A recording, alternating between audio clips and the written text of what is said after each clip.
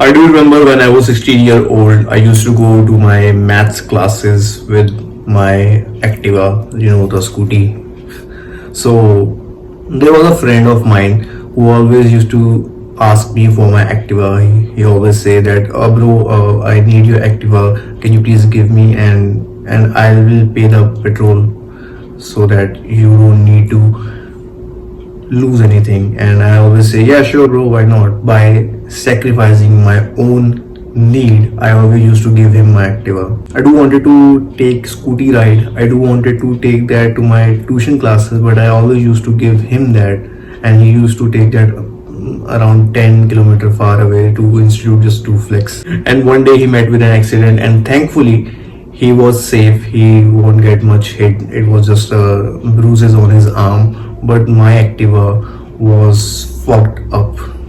It was totally broken from each and every side. That time, obviously, I need to report that to my mother because I was always close to my mother. My father was not at home at that time. He used to do jobs in other cities, and my mother abused me, scolded me a lot in return, obviously, because now the Activa was fucked up. And I always had that gut feeling inside me that it's really not a good idea to give him that Activa, but repeatedly, I always say yes to him. But deep inside, I wanted to say no, but I never said no to him. Even that caused me a lot of humiliation, trauma in my home, a lot of abuse from my mother, just because I couldn't say no when I wanted to say it. Another experience I do remember when I was in school, I was around 10-year-old, and my bicycle got stolen from my home because, yeah, that much shady it was. My bicycle was stolen by some kind of thief, and we never know where our bicycle went. But thankfully, my parents said that, yeah, they will provide me a new bicycle. So at that time, I do remember there's a bicycle called DTB, a gear cycle, which is so fascinating, attractive, and whoever have that always perceived to be higher status in school around in the people who are 10 years old, kids. And when I reached with my father to buy that cycle, it was just hardly 500 or 1000 more than the other cycle because it was a gear cycle though, obviously. So obviously they gave me the restriction that I don't think so you should go for gear bicycle and everything. You should go with the normal cycle. And within a second I said yes, sure, I'll go with the normal cycle, and they bought me a low level cycle. And after that I came home, I cried, I shouted.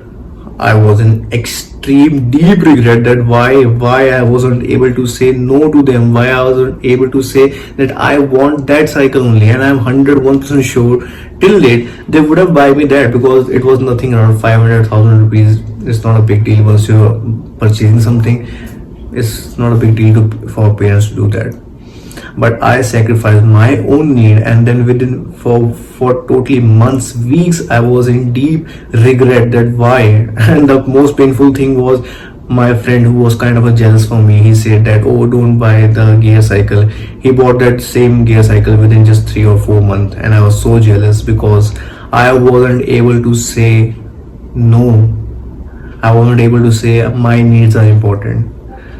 The reason I'm telling you all these stories is because most of us are not able to say no to people and think that, oh, maybe it's my kind nature, oh, maybe I'm just a sweet guy who can't say no. But no, man, you're suffering from a childhood trauma, the love you never received from your parents, and you always thought that if I say yes to everyone, I will get that love. And no one give you love by saying yes because you're not true to yourself.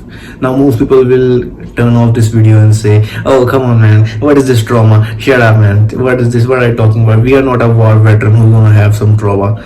Well, that's the most problem almost everyone is facing. Whatever you are right now is only because of your childhood traumas, and everyone has that childhood trauma. Yeah, sure, most people have some good upbringing, healthy parents, so they have a minute trauma which is not a very big deal. They're doing good in their life. But majority of us think that we have an amazing childhood, but deep inside our nervous system is so wrecked due to our trauma. That's why we can't say no to people. That's why we always procrastinate to our goal. That's why we are afraid to think big. That's why we are so anxious around girls. That's why we are so much anxious with our girlfriend, because we are so afraid to communicate with our needs. And that's why most men are getting cheated on, because they play the nice guy in their relationship, and women don't give a shit about nice people. They only respect the power, authority and dominance. And anyone who's having that kind of trauma, that kind of wounded inner child,